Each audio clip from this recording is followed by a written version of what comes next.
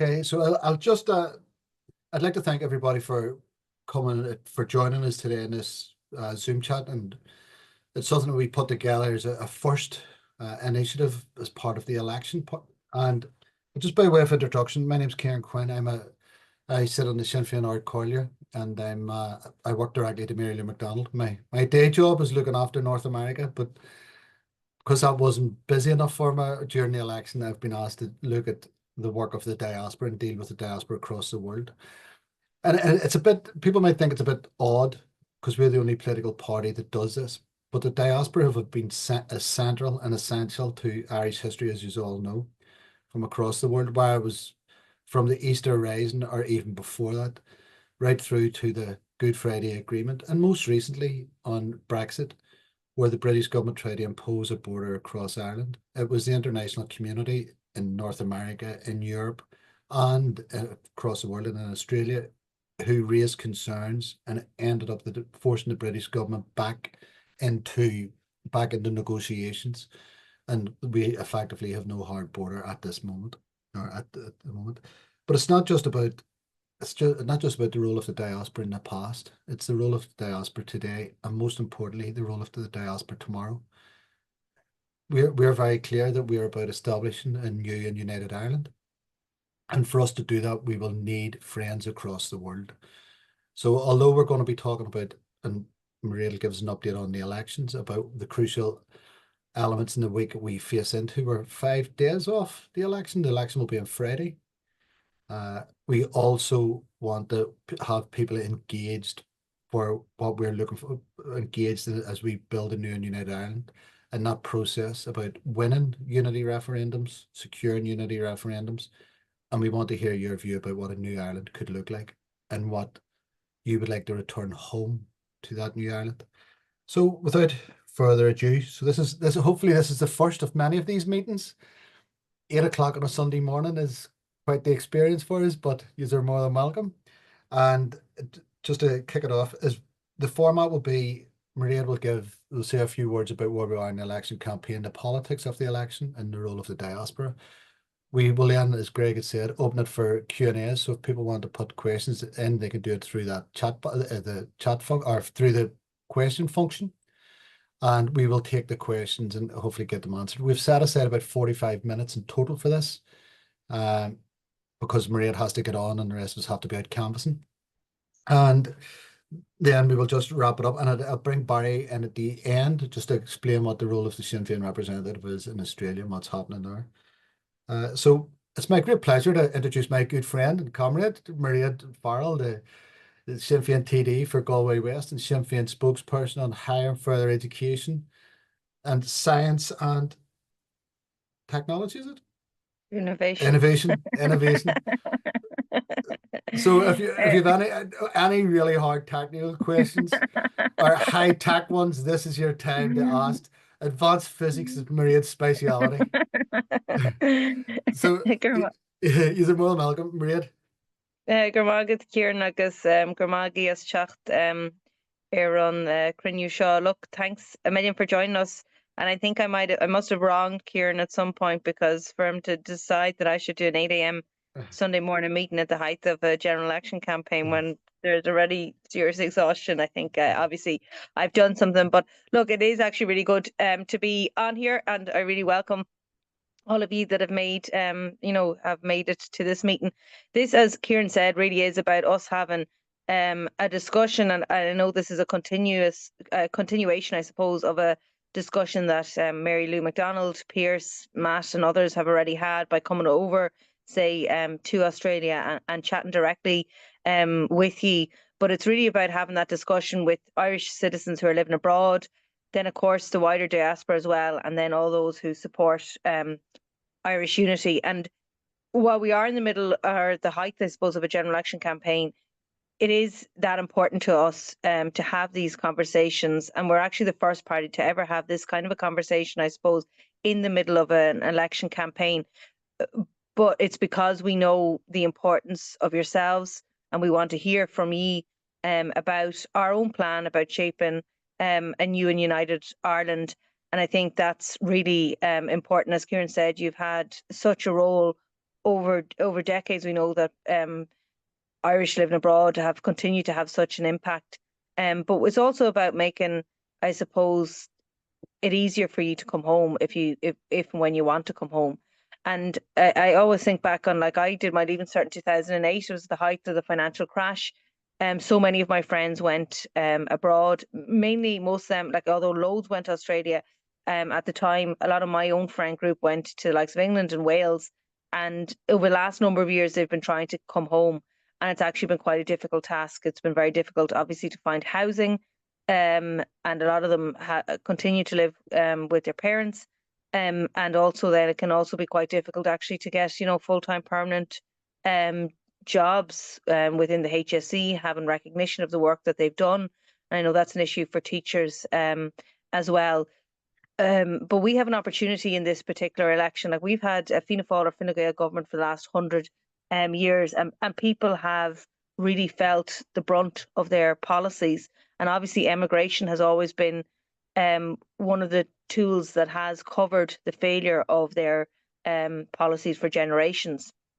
And they've really failed, I suppose, not just in terms of their policies for being able to keep people at home or make it easier for people to return home. They've also failed in terms of giving voting rights for citizens who are living abroad in the presidential elections. And that's something that we have, been very vocal on and very committed to.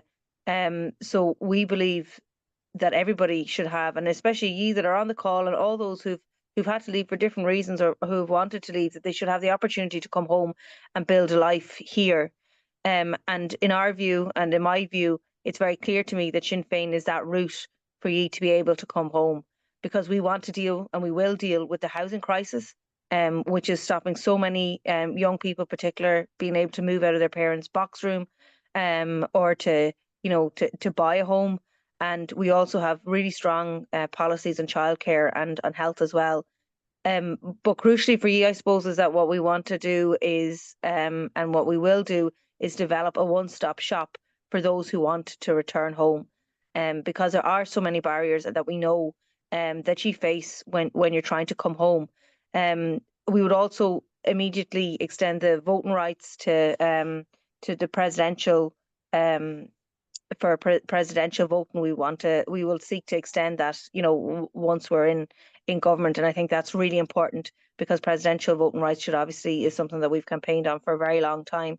We'd also, for those who are staying abroad, we'd supply additional consular assistance, especially in those areas where there's a growing Irish community abroad. So specifically, I think if you look at the likes of Australia, we'd also appoint a junior minister for the diaspora. And I think that's really important, because it would keep it on the agenda both at home but also abroad. And there would absolutely you'd be crucial to developing the plan and preparing for Irish unity. So we'll be engaging heavily with diaspora when we're building a united Ireland. But obviously all of this will depend on how this election is going to come and how it's going to go in the next few days. And we've seen that there's momentum behind us. You'll have seen, or you might have seen, that there was a poll out that we've increased by 2 points again. So everything is to play for in this general election. Absolutely everything is to play for. And really, we need all the support that we can get. Like, we have the plan, to deliver Irish unity. We have the plan in terms of helping those who are living abroad and want to stay abroad, be that with consular assistance, be that with having that junior minister specifically for the diaspora, but also for making it easier for you to come home. But we really do need your help. We're going to need help over the next 5 days, and it is only 5 days, to remind friends to go out and vote on the day. I know that you can't vote on the day, but if you could just make a little list, or 3 or 4 friends that you're close to, or into your friend groups, and hound them to make sure that they go out and vote, because you can. And then also obviously speak to your families, and speak to your, to different generations as well, and explain to them the importance of having a Sinn Féin government to make it easier for young people to stay and for young people to come home to. And we'd also ask you, for your own constituency that you're from, and obviously Seamus is on this call from Galway, so I'm biased, but we'd be asking people to sharing on their social media as well, you know, our stuff, or, you know, on the day, you know, remind people to get out to vote, and to be conscious of the time difference as well. So you've no excuse, because you'll be up at, you know, when it's 7 a.m. here. So I look, we are, everything's to play for. We have a historic opportunity here for delivering for Irish unity, for delivering for people both here and abroad. But we need your help in that. And so I really would ask you to do all you can in relation to that. And I think we'll leave it at that, Ciaran. And then if there's any questions, but any of the difficult questions, now don't forget that's for Ciaran. So you can just do at Ciaran. Yeah, so if people just want to put any questions they would have in the chat, in the questions box, and we can get it, or we can also get them in the chat if that's handier for people. And I think, before I bring Barry in, the key issue is this for me, and I work a lot with the diaspora, particularly in the US and Canada, and every Irish government pays lip service to our Irish abroad. So they will go out on St. Patrick's Day and it'll be backslapping. It's great to see us all. But remember this is a government, these are governments, this is government parties whose policies have led to mass immigration, or massive, and also that they have not given us a voice. So they've refused to extend voting rights. So the key bit, and they don't want to hear, particularly if the generation that have now left because of housing, they do not want to hear from you in this election. So anything that's going to raise your voice, as Mairéad said, contact people at home, encourage them to come out and vote. Explain to them that your route home is with Sinn Féin and government. Post on social media about your hopes, about why you left, why you want to come back, and what you want to see changed. Tag Sinn Féin in, or even send it to admin at friends of admin at Sinn Féin, and we can put some of those details up in the chat, Greg, just for that admin email. Yeah, I'll drop that email, and I see a couple of questions coming in. Brendan Corr is winning so far with the most questions. Thanks, Brendan, for dropping those in there. Brendan wants to know, I'm a dual Australian Irish citizen. As an Australian, I can vote in our elections from anywhere in the world. Same for my Australian Italian wife. She can vote in Italian elections. What will it take for Irish citizens to be able to vote from outside? Maria, do you want to take that? Yeah, or you can as well. I mean, Yeah. I suppose it'd be interesting to hear how do they vote? Do they vote by post? Do they go to their embassies, or is it electronic? Yeah. So I can give you where we are with the campaign at the minute.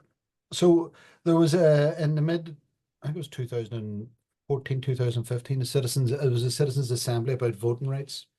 And one of the things that they addressed was the Irish abroad should have voting rights for the presidential election. The president, like the Michael D's position on it, is the president of the Irish nation. So it's not the president of 26 counties, it's the president of the Irish nation. Every Irish president has called for the extension of voting rights to include not just the diaspora, but also include Irish citizens living in the north. So the Citizens Assembly agreed to that. Enda Kenny, when he was Taoiseach in 2016, made a big play of this when he was in the US to say that he would move a piece of legislation. It requires a referendum. It's a constitutional referendum it would require, and that he would move a constitutional referendum to allow the people to vote this, to amend the constitution so that people could vote in presidential elections. Of course, they ran the clock down in that government, and they have done the same in this one. So although they have a public commitment to have that referendum and extend voting rights, and all parties agree to it in the Dáil, no government has moved it on. We will move that writ on and put it to the people that voting rights should be extended for presidential elections. But we're also very keen. It's not just about having the voting power, but also having a minister for the diaspora. Somebody who will be there representing the interests of the diaspora in terms of, as Mairéad said, coming home, policies, consular services. We are also, Sinn Féin also want to engage. If we were in government, we would be engaging with yourselves through government about the process of Irish reunification. So your voice is heard in cabinet or in government, your voice is heard in a presidential election, but we want to directly engage with the diaspora in the shaping of the new Ireland. Now, Sinn Féin are doing that and we have run some successful events in the US, and we would like to see those extended to Australia and throughout the world. But that's the key bit, is where you get that your voice heard and amplified. So that would be the key bit for me. So, and there is the anomaly. 3 weeks ago, American citizens were voting from Ireland in a presidential election in the US, and Irish citizens living in the US cannot vote in next year's presidential election here, although they were promised. I So see. I'm a bit long-winded here, so No, I've seen I a see few that. more questions coming in there. Yeah. See, first, the answer there, Australians can vote, excuse me, globally via post or consulate or embassy, and Italians can vote globally via post. Ciaran has a question here. And before that, what are the top 3 priorities for Sinn Féin if they're able to form a government? And we can probably address that. I'm also going to add to the mix. I have a little survey for everybody on the call as we're discussing, if you wouldn't mind answering those questions, ranking some of the top priorities for all of you on the call. Would you guys want to speak to the top 3 priorities?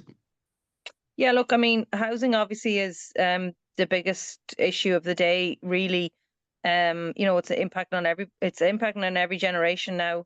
And it's also, it's just getting worse. As somebody who's been a public representative for 10 years, the housing crisis is getting worse.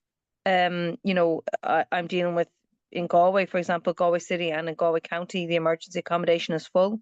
We've had like red weather warnings and everything, but the emergency accommodation is full. And I'm dealing and working with people who are working full time and who are facing homelessness or are homeless. It's just gotten to that point. So we have a detailed and costed plan as to how we would deal with the housing crisis. That was published a number of weeks ago, and that would be something that I suppose would be a core issue for us. The other thing is obviously Irish unity. A Sinn Féin government would hold citizens' assembly, and I think that's maybe part of another question that came in relation to how would we have outreach in that.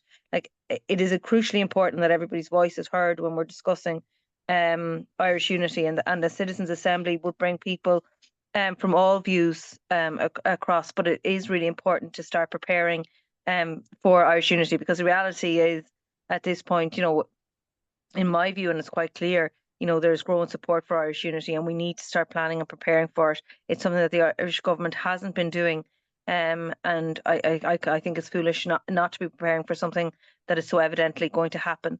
So I suppose that's probably 2 of our key things. The third one is it's kind of a toss up between the cost of living crisis and health. So health is a massive issue. In Galway University Hospital, we had 1,000 people on trolleys just in September. 1,000 people. You get the best healthcare in the world if you can get in and access it, but the problem is getting in and accessing that.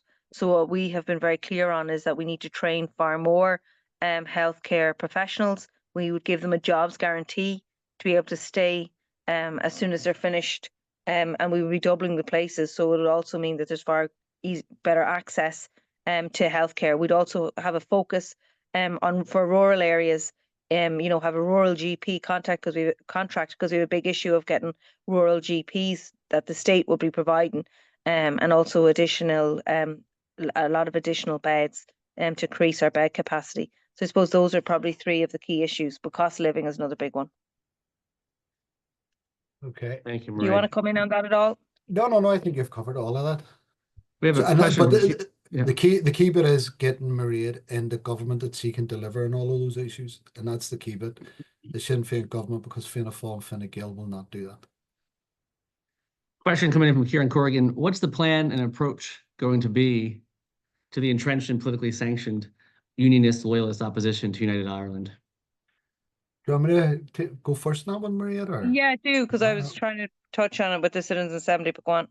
Yeah, so I think in terms of, first of all, so everybody just is up to speed. The Good Friday Agreement provides for unity referendums north and south. Both have to be, if both are won, then the British government are obliged to legislate for unity. So for the first time in history, just in the north, so we've now got a Sinn Féin First Minister in a state that was designed and gerrymandered to ensure that wouldn't be the case. Unionism is no longer the overall majority in the government or in the parliament in the north. And in fact, they only have a one-seat advantage over nationalism, and there's a group in the middle are called Alliance. In the last local government elections, supporters of Irish unity outpolled those who support continuing partition. The reason why I'm offering those is just the context for what I'm about to say, and that is the north of Ireland has changed dramatically from the north that I grew up in, the Belfast that I grew up in. And that concept of a perpetual unionist majority is now gone. So people signed up the Good Friday Agreement. It was overwhelmingly endorsed in the north and in the south, and it sets the ground rules. It's just a very straightforward. It's a democratic position. If the people vote for unity, then the British government will be obliged to do that. In our engagements with unionism, there will be a section who reject any idea that there be a united Ireland. But where the majority of that discussion is, well, if people vote for it, we're Democrats and we will accept it. In fact, one loyalist once said to me, he will campaign against a united Ireland, but if the vote is lost, he will make it work because it's his home. So it's just very interesting. It's not just that sort of opposition to it. And again, in that scenario, it is a British government which will be handing over sovereignty. So it's not like it's a hostile takeover. So if you're a loyalist and a British citizen and you look towards Westminster Parliament as being your parliament, it'll be that parliament which will hand over sovereignty. So all of those, that's the political piece of it.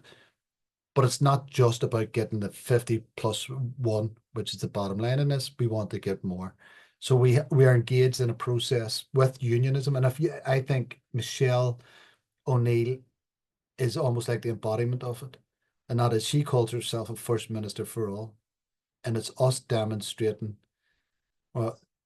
indeed, word and practice about what we see as the British, Irish community, the Protestant loyalist unionist community, their role in the north of Ireland at the minute, and how we will respect that and how we would see that playing out in the United Ireland. I was at an event one time which was with 50 members of the unionist community, and Mary Lou MacDonald assured them that you could be British in a divided Ireland, you will be British in a united Ireland, and we will show and demonstrate respect to that.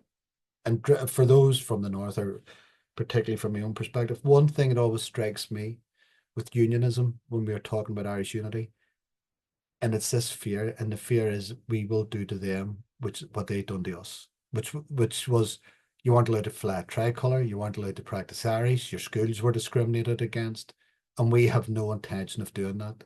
Irish republicanism is based on anti-sectarianism, and when we say our vision of a new and united Ireland is a home for all, so for all the people in all of the diversity, this place has to be home and has to work. So it's about having those discussions. It's about winning, if you like, the hearts and minds, and it is about demonstrating that it has to be about the democratic will of the people, and it'll be the people that will determine. Hopefully, Ciaran, that answers the question. Or Mairéad, have you anything you want to add? No, but I see a few other questions. I think that covers it. Will I go ahead, Greg, and answer them? One of them is about an NHS. If we're looking for an NHS style healthcare, and look, there's a thing called Sláinte Care that all parties agree to, and it is that kind of thing of, you know, having access to healthcare based on need. And I suppose that's kind of what we would be looking to implement, but it is having a healthcare system that's based on need rather than the healthcare system that we have at the moment that isn't. So yeah, it would be kind of an NHS style, but obviously without the Tory austerity. So maybe that's probably the way of describing it. The other thing was it's about how many young people, Irish doctors and nurses, are heading to Australia. Yeah, and look, at the end of the day, I feel like it's up to a government to really push for creating the kind of society that our young people can and want to stay in, you know, and that is tackling the key issues of the likes of housing. Because if there's, you know, Irish doctors and nurses have just graduated and they want to, you know, experience, I suppose, professional life, but they can't move out of their parents' home, or they're commuting very long distances or whatever it may be, well, that makes it a lot more difficult for them. We also need to, you know, deal with the crisis within our health sector as well, because, you know, that means better working conditions as well. So I would be very much strongly of the belief that, you know, we can create the kind of society that young people want to stay in, and young graduates want to stay in. Obviously, there's always going to be an element that will want to go abroad, but probably not at the scale that we're at the moment. We've seen a huge increase in the amount of young people that are going abroad. The other question there, what do we do to overcome with media and all that? Look, it's really about you engaging with as many people as possible, and pushing that message, and also sharing on social media. So, and if you're not comfortable even with sharing on social media, if you can just like and comment on our stuff, because that all boosts the algorithms as well. So if you can even do that kind of thing, it would be helpful. Ciaran, do you have anything to add? Yeah, well, just one piece on the doctors and nurses piece, and Mairéad's 100%. And it's impossible to hold on to nurses, doctors, guards, teachers if you're in Dublin, because you can't afford the rents. One of the things that Sinn Féin has done with their prescription for change policy is it to be a job guarantee for anybody who's coming out of medical training.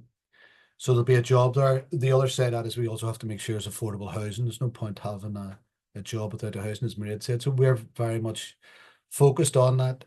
And the big thing for me is Mairéad says there'll always be people will move away for whatever reasons, for career development, for the experience. We want to be able to, any experience and qualifications that are earned abroad, that they will be recognised when you get back to Ireland.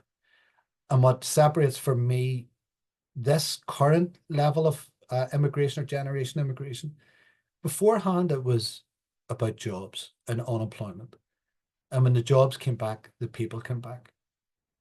If we continue this cycle of unaffordable housing, there's no route back for people, because you couldn't afford to buy a house in Dublin. So you couldn't afford accommodation. So it's very much, we want to retain as many people here, but we also have to have a route back for those that need to come back.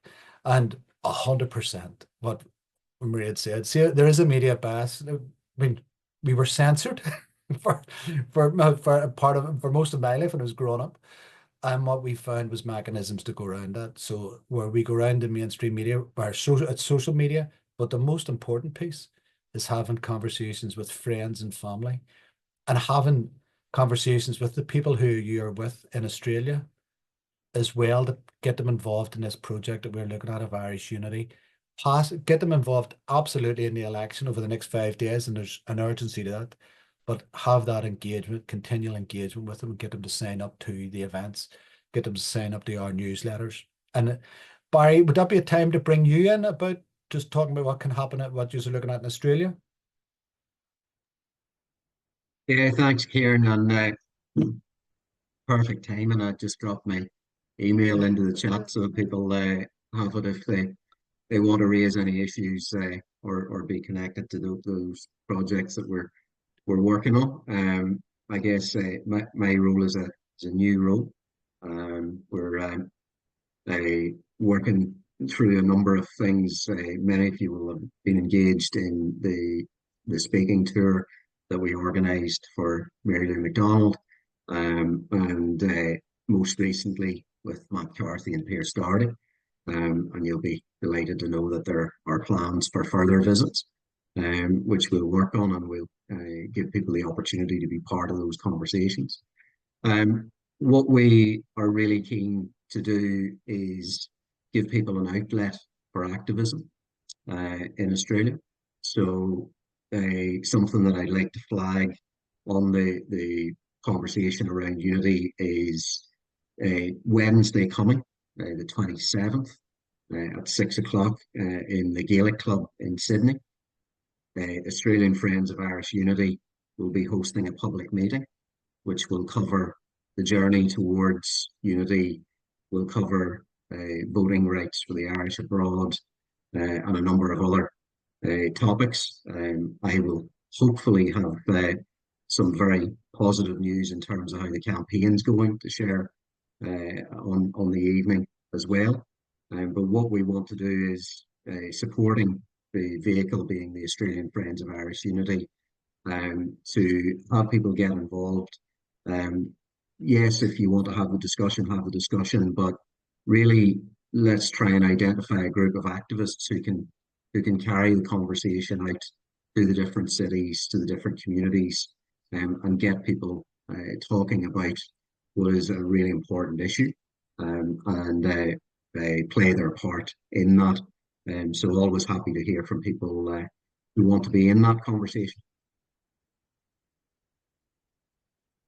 And I'm also very conscious that there's people on this call from England, from London, from Chicago, which is a crazy time to be on a call over here. So Savannah, thank you for staying the course with us. I'm just very conscious that Mairéad has to get out on a canvas, and we have different pieces to do. And so if I have any last questions before we sign off. There's questions just came in, comments about newsletters, Barry, and we can deal with all that. But one of the things that we would encourage people to do is the sign up we've used for the election campaign. If people can sign up to that'll allow us to push out updates on the election campaign through this week and afterwards as the results come in. So yeah, there's a sign up there through the Sinn Féin site, and Barry, we've circulated Greg's just put it up in the chat again. He's well ahead of me. So in terms of the key bit coming out of this meeting for us is about a call to action and change. And it is about talking to your friends and family. It is about 5 days to get them to vote and vote for Sinn Féin. And also to talk to your friends in Australia, in Chicago, where Savannah is, and in England about signing up this longer project about building a new and united Ireland. So that's my piece, I think, for today. Mairéad, is there anything you'd want to ask before you head away? And don't just restrict it to people from Galway. No, Yeah. I think we've covered everything. But look, it's about really that we have the, I suppose, the passion and the vision for, including Irish people who are living abroad, and including our diaspora centrally to our campaigns, and specifically, I suppose, as well, our campaign for Irish unity. But as we've said very clearly here, it is about us doing well in this election. There is everything to play for. It's very clear. And we only have 5 days left. So anything that you can do to help would be greatly appreciated. Okay, thank you. And unlike most Sinn Féin meetings, I think we're just going to finish on time to let Mairéad get on. So yeah, thank you again for signing up. Thank you for listening to us. Thank you for your questions. And hopefully this is the start of a discussion. And if people are up for it,